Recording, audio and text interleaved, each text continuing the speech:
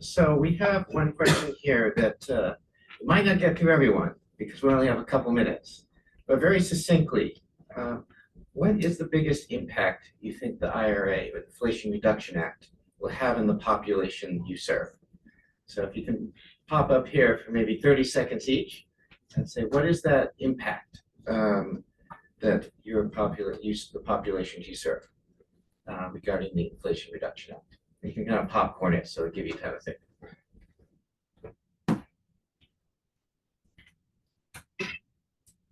I think it would be fantastic that we don't have to pay for energy anymore.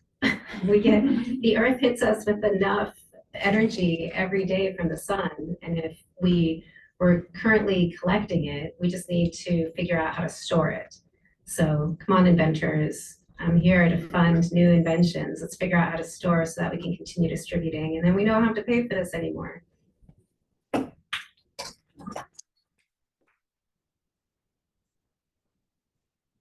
And our community is bringing awareness to the problem. As I mentioned before when I spoke, we weren't having these conversations. For some reason, in these smaller communities, and I think a lot of it has to do with that we just think we're exempt from the problem because we don't have the resources to solve the problem.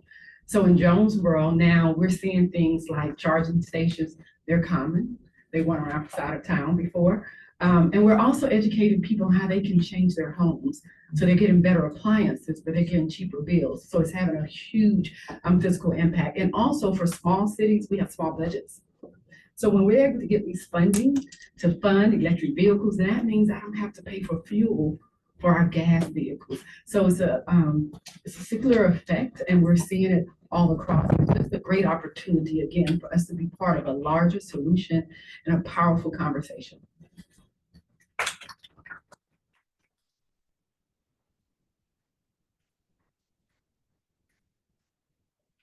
To echo what my colleague mentioned, one of the big things is honestly the EV stock that we have in town is actually growing, which is really exciting, especially given the Bay Area. We're the tech hub of the world. But at the same time, too, it's really job creation. Listen, I love the Bay Area, but it's definitely the place of the haves and the have-nots. And there's a lot of missing middle-class jobs that the Bay Area just doesn't offer, and that number is greatly dwindling. So by doing this, we can invest in the Bay Area, the Central Valley, the Central Coast, everywhere around the state, especially in the counties that really need it the most. The Bay Area is in no shortage of economic opportunities, but our friends in San Joaquin County, Mono County, Inyo, Tehama, you name it, are in definite need of these resources, and I'm excited for them.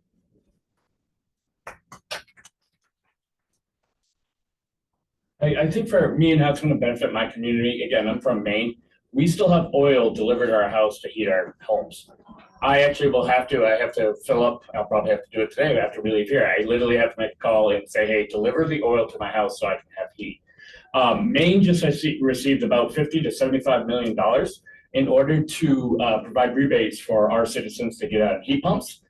So that will put us onto the electric grid and get us off the oil grid. But yeah, this is a monumental. I mean, this will put thousands of heat pumps and take us off that oil dependence. I mean, directly, we have to have it shipped to our house so I can have heat. That's how a lot of northern states have. And I think that this act is really going to help solve that issue, really work on in incentivizing people to get onto the heat pumps and get off the oil delivery system for heating. Thank you. I think for myself, for the Pittsburgh region, what's most important about this bill is cleaner air quality. It's something we struggle with a lot in Allegheny County. Also, just last week, we just approved to purchase our first EV garbage truck. So it was a lot of money that will be delivered next year, but that'll have cleaner air for all of our residents. And also job creation. That is something that is very important. We see a lot of people who are struggling with finding jobs. I hear from constituents all the time about how hard it is to find a job. So I'm excited for these new union clean energy jobs that'll bring high-paying jobs to our county, as well as provide cleaner air for those around us.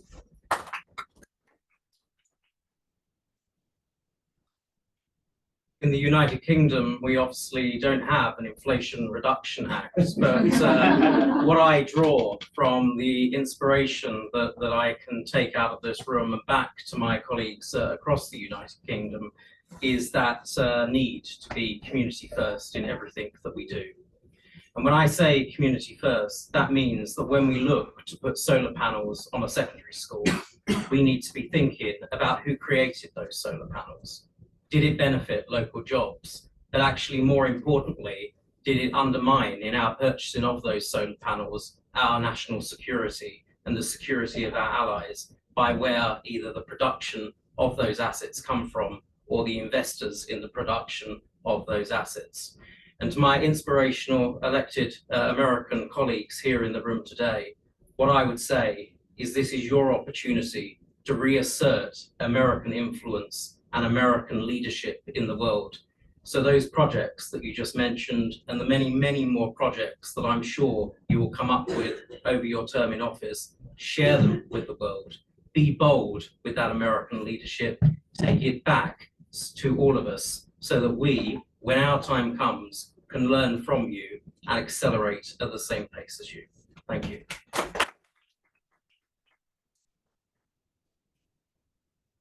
Well, thank you, everyone. We're very excited to be here on the second anniversary of the Inflation Reduction Act because it truly is creating a more healthy planet, more prosperous planet, and a more secure planet for everyone. Thank you.